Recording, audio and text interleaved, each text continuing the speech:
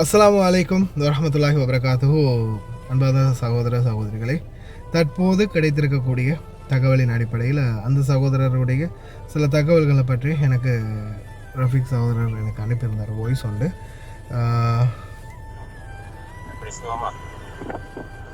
தொடர்ந்து நியூஸ் பார்த்தேன். நீங்கள் அந்த ஜஹராவோட அழகாக விழுந்து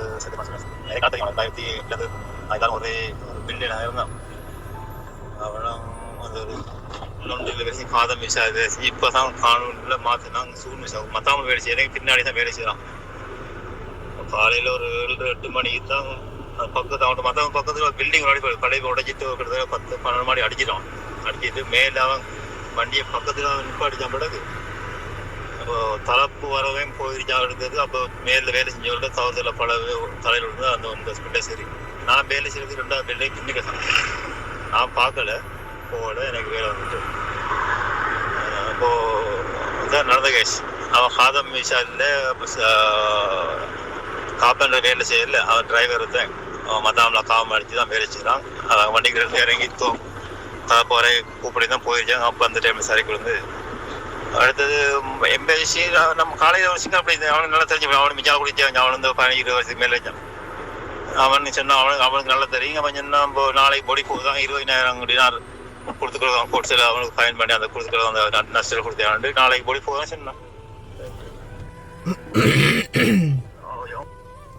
தேங்க்ஸ் சகோதரா, உடனே எனக்கு அப்டேட் பண்ணதுக்கு. உடனே வீடியோ பப்ளிஷ் ஆகி ஒரு கொஞ்சம் நிமிஷம் கூட போகல, எனக்கு உடனே அப்டேட் பண்ணிட்டாரு.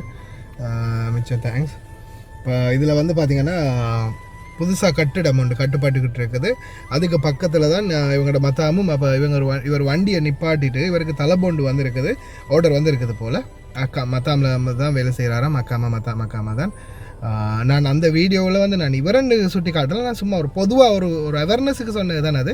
அக்காமை மாற்றி வேலை செய்யும்போது அக்காமை அடித்து காதிமில் அங்கே இங்கே வெளியே வேலை செய்யும்போது ஏதாவது பிரச்சனை வந்தால் அப்படி ஆகும்னு.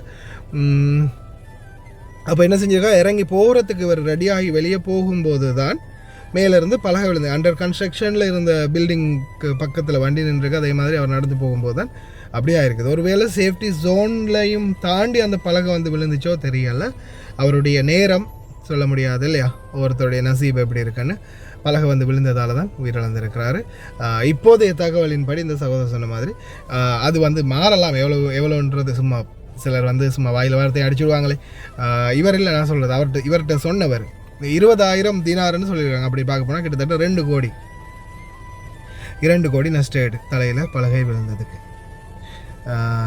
அப்படின்னு சொல்லியிருக்காங்க. சரி, எது எப்படியோ அல்ஹம்துலில்லாஹ் அவரோட குடும்பத்துக்காவது அவரோட பொடியும் நல்லபடியாக போய் சேரட்டும். அந்த பணங்களும் எவ்வளோ கிடைக்குதோ அது போய் சேரட்டும். இனி செய்ய வழி இல்லை. நேரம் முடிஞ்சால் அவ்வளவுதான். இனி யாராக இருந்தாலும் இல்லையா.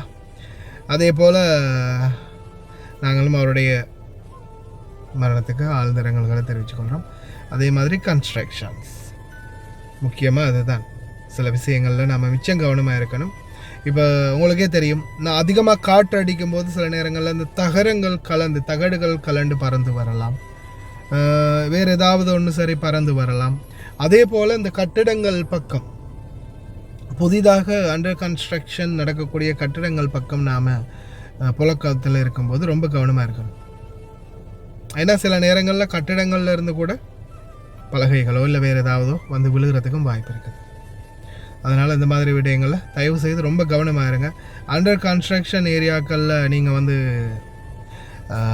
போகும்போது சேஃப்டி லைன் ஒன்று இருக்குன்னு தான். இப்போ சாதாரணமாக ஒரு கன்ஸ்ட்ரக்ஷன்லேருந்து சாதாரணமாக ஒரு கல் விழுந்தாலும் அது நம்மளுடைய நேரம் சொல்ல முடியாது. ஆனால் ஒரு கல் விழுந்தாலும் அந்த கல் வந்து அந்த லைனுக்குள்ளே தான் விழும் அப்படின்ற மாதிரி ஒரு சேஃப்டி லைன் இருக்கும்.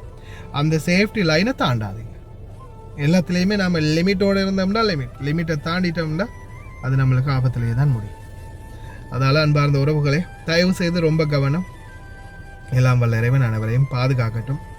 முடிஞ்ச வரைக்கும் கவனமாக இருங்க. வேறு ஏதாவது அப்டேட்டுகள் இருந்தால் நிச்சயமாக நான் வந்து உங்களுக்கு கொடுக்குறேன்.